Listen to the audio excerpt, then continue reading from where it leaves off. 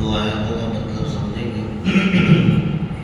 تو جس طرح منافقین کا گروہ کیسے بنا وہ ہم نے معلوم کیا تھا کہ منافقین کس طرح وجود میں آئے۔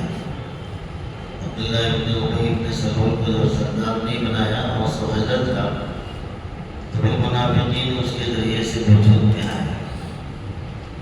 لوگ جو کرے وہ سب کرے، لیکن ہم قرآن سے اپنے آپ کو بچا لیں گے، سمجھ لے ہوئے ہم کہ ہم کو منافقین کے زمرے میں نہیں جانا ہے، یا ان کی علامت بھی ہمارے اندر نہیں ہونی چاہیے۔ ایگو جو ایگو ہوتا ہے نا، عبداللہ ابن ابی ابن سلول جو ہے وہ ہر طرح سے کیپیبل تھا کہ میں ہی سردار ہونا چاہیے، لیکن اللہ کا نظام ہے، اللہ جسے چاہتے ہیں بلند کرتے، جسے چاہتے ہیں نہیں کرتے ہیں۔ تعز من تشاء وتذل من تشاء، اللہ کے ہاتھ میں عزت اور ذلت ہے۔ عزت مانگنے سے نہیں ملتی ہے، عزت اللہ بتا دیتے ہیں اپنے عمل سے۔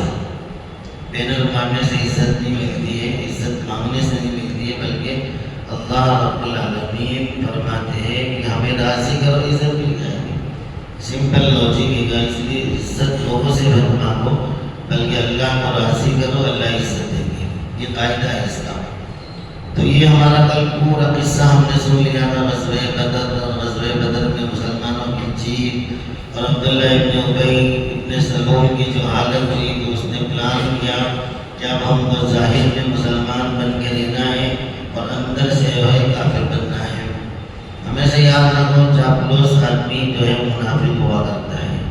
چاپلوس کا مطلب یہ ہوا کہ اب آپ کی غلطی کو بھی وہ صحیح کہیں، آپ کی ہم میں حاملہ جی حضرت آپ جو کر رہے ہو ابھی غلط ہے، صحیح نہیں ہے۔ طریقہ ہونا چاہیے کہ بھئی یہ غلط طریقہ بتانے کا طریقہ صحیح ہونا چاہیے، لیکن ہم ہر بات میں ہاں گئے، شرک کرو تو حضرت ہاں، بدعت کرو تو حضرت ہاں، اوپر والے کام کرواوے تو حضرت ہاں، گناہ والے کام ہو جائے تو کہ حضرت ہاں۔ تو حضور صلی اللہ علیہ وسلم نے تمام روایات سے معلوم ہوتا ہے کہ جو بندہ دونوں طرف کے لوگوں کو راضی کرنا چاہتا ہے وہ منافقین کے زمرے میں شامل ہو جاتا ہے۔ اور منافقین کا یہی طریقہ تھا کہ ادھر یہودیوں کے بڑے قبیلے ہیں اور مکہ کے سارے عرب ہیں، اور ایک طاقت ہے جیسے ابھی ہماری حالت ہے، ابھی ہماری جو حالت ہے وہی پوزیشن ہے، منافقین کے طبقے، کفر کے طبقے، اور اس کے پیچھے میں اہل ایمان، اور اہل ایمان میں بھی ڈگمگ لوگ، اس کے درمیان میں ہم کو یہ قرآن سپورٹ کرے گا کہ تمہیں کس طریقے سے اپنے معاشرے میں کھڑا ہونا ہے۔ اس لیے قرآن کو سمجھیں گے تو مضبوط کھڑے رہیں گے ہم۔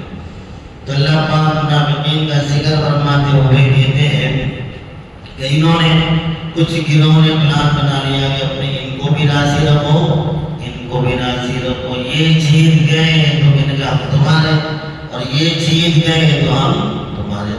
سیاست امت کو فائدہ کرنے کی سیاست کو وہ الگ طریقہ ہے وہ سیکھنے کا، لیکن ابھی منافقین کا تذکرہ چلتا ہے تو منافقین کا پلان یہ تھا کہ یہ یہود اتنے سب مالدار بھی ہیں، ان کے بڑے بڑے کھیت ہیں، ان کی بڑی بڑی کھیتیاں ہیں کھجور کی، اور اس کے علاوہ سارے عرب مخالف ہیں، اور یہ 700-800 مسلمان ہیں، کہیں یہ لوگ ہار گئے، ان کے ساتھ اپنے رہے تو اپنے بھی گئے۔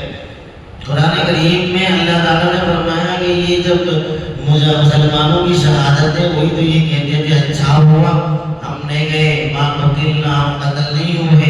اللہ کہتے ہیں ان کو کہہ دو لبرز الذین کتب علیہم القتل الی مضاجعہم، جب تمہاری موت دے ہوگی تو ہم تمہیں جو ہے تمہاری موت گاہوں پر لے جائیں گے۔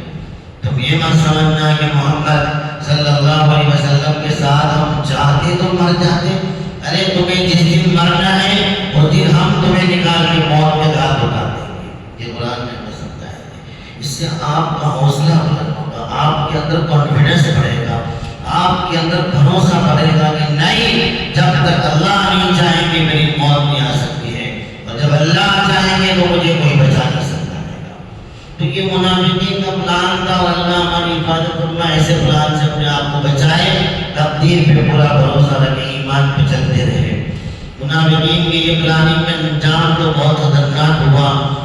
یہ آپ کو میں اور بات آگے بتاؤں گا انشاءاللہ، آگے تفسیر آئے گی کہ قرآن کریم میں یا ایھا النبی جاہد الکفار والمنافقین، اے نبی مجاہد جہاد کرو یعنی لڑو وہ لوگ جو تمہارے مخالف ہیں اور وہ لوگ جو منافق ہیں۔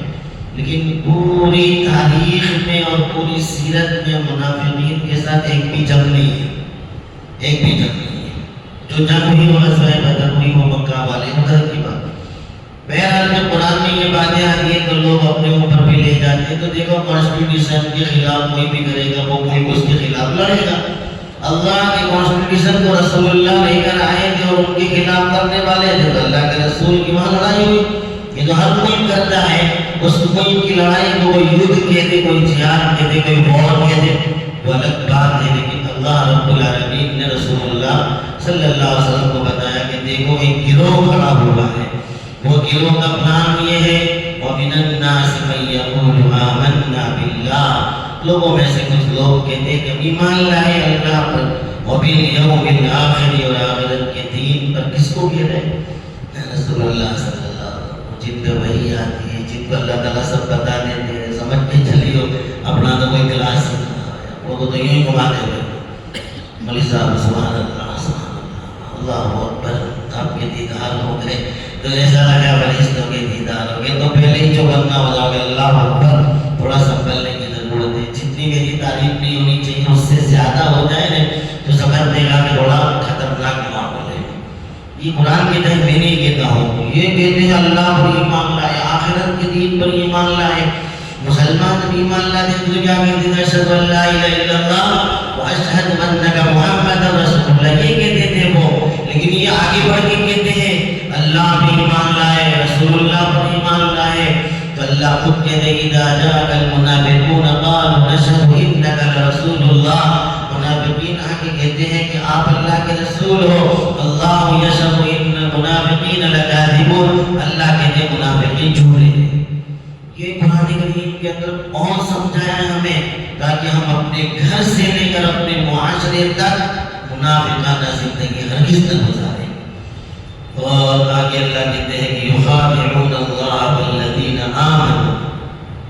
حضرت ابن عباس رضی اللہ تعالیٰ عنہ، مجاہد اور اکرمہ یہ بڑے بڑے مفسرین میں سے ہے، ان لوگوں کا کہنا ہے کہ یہ لوگ یخادعون اللہ والذین آمنوا، ایمان لانے کے بعد مومنوں کو دھوکہ دینا چاہتے تھے۔ ایمان لانے کے بعد ان کی باتیں سن لے ہوئے، ان کے پلان سن لے ہوئے، اور سن کے دھیمے سے وہاں جا کر جو آگے کیا آیا جائے گی وہ بتاؤں گا میں آپ کو۔ وہاں جا کر یہ دے دیتے کہ محمد صلی اللہ علیہ وسلم کے صحابہ یہ کر رہے، وہ کر رہے، یہ پلان کر رہے، تو اللہ تعالیٰ کہتے ہیں یخادعون اللہ، یہ اللہ کو بھی دھوکہ دیتے ہیں اور مومنوں کو بھی دھوکہ دیتے ہیں۔ لیکن ان کو بتا دو کہ یہ دھوکہ کوئی کام کا نہیں ہے، یہ دھوکے سے کچھ نہیں ہوگا، بلکہ وما یخدعون الا انفسهم وما یشعرون، وہ اپنے آپ ہی کو دھوکہ دیتے۔ باپ کے جیب میں سے کیسے میں سے پیسے نکال لے ہوئے اور ابا یوں دیکھتے ہوئے کہ چھوکرے کو لگے سو رہے ابا، کیسے میں نکالتا جاوے، اس کو لگے کہ میں ابا کو دھوکہ دیتا ہوں۔ ابا کیا کہتے تو دھوکہ آتا ہے، کل دکان میں سے باہر نکالنا ہوگا، کل دیوی کو جو ہے وراثت میں سے باہر کر دوں گا۔ میں دیکھتا ہوں کسی میں سے چوری کرتا ہے اور پھر کہتا ہے میرے ابا کو پل لینی پڑتی ہے، اللہ کہتے ہیں کہ جنت سے محروم کر دوں گا۔ میں دیکھتا ہوں اس کے بعد بھی تم کہتے ہو کہ ہم اللہ بھی ایمان لائے، رسول اللہ بھی ایمان لائے، ہم کو خبر ہے کہ تم دھوکہ دے رہے ہو۔ وما یخدعون الا انفسهم وما یشعرون فی قلوبهم مرض، مرض کا معنی بیماری، کون سی بیماری؟ جسمانی نہیں بلکہ روحانی بیماری۔ روحانی بیماری کیا ہے؟ شک، شبہ، اس کو بیماری کہتے جو منافقین میں تھی۔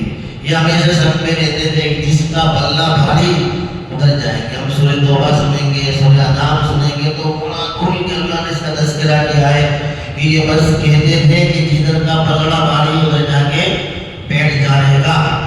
لیکن ہم یاد رکھیں، ہم سچ کا ساتھ دیں، چاہے سچ کا پلڑا کمزور ہو لیکن اس کا ساتھ دیں گے، اللہ کمزور پلڑے کو مضبوط کر دے گا۔ اور جھوٹ اور منافقین کا پلڑا بھاری دکھے لیکن چھوڑ دو، اللہ یہ انشاءاللہ قرآن کریم ہمیں سمجھاتا ہے. تو ان کی دلوں میں بیماری ہے. وَأَمَّا الَّذِينَ فِي قُلُوبِهِم مَرَضٌ فَزَادَتْهُمْ رِجْسًا إِلَىٰ رِجْسِهِمْ.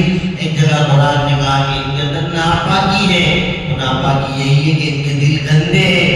موقع ملے گا تو مسلمانوں کو پھنسا دیں گے, مسلمانوں پہ حملہ کروا دیں گے.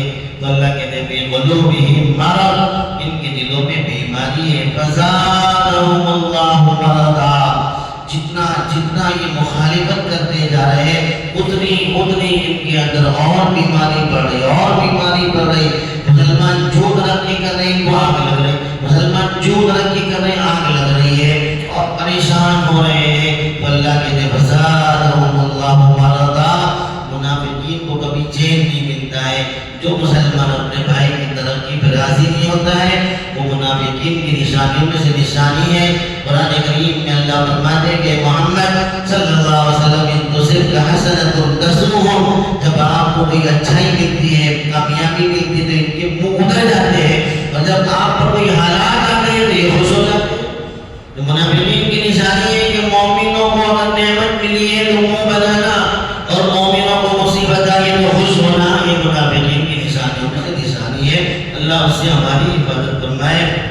اللہ تعالیٰ نے اوپر دیکھیے کافروں کے بارے میں کیا کہا, وَلَهُمْ عَذَابٌ عَظِيمٌ. اور یہاں پر اللہ کیا کہہ رہے, وَلَهُمْ عَذَابٌ عَلِيمٌ. ایک عظیم ہے اور ایک علیم ہے. علیم کے اندر عظیم داخل ہے, یعنی ایک لکڑی پہ دو لکڑی داخل ہے, اور وہ عظیم جو ہے وہ عذاب ہے الگ, لیکن یہ عظیم کے ساتھ علیم کا معنی دردناک عذاب, یعنی جتنا کافروں کو عذاب دیا جائے گا اس سے دگنا عذاب ان کو دیا جائے گا. جس کو اللہ کہتے ہیں عظیم کو ڈبل کر دو تو علیم بن جائے گا. علیم بما کانوا یکذبون. ان کے لیے دردناک عذاب ہے, اس لیے کہ یہ سب کو بے وقوف بناتے ہیں, جھوٹ بولتے ہیں. اللہ تعالیٰ کو یہ پسند نہیں ہے. اللہ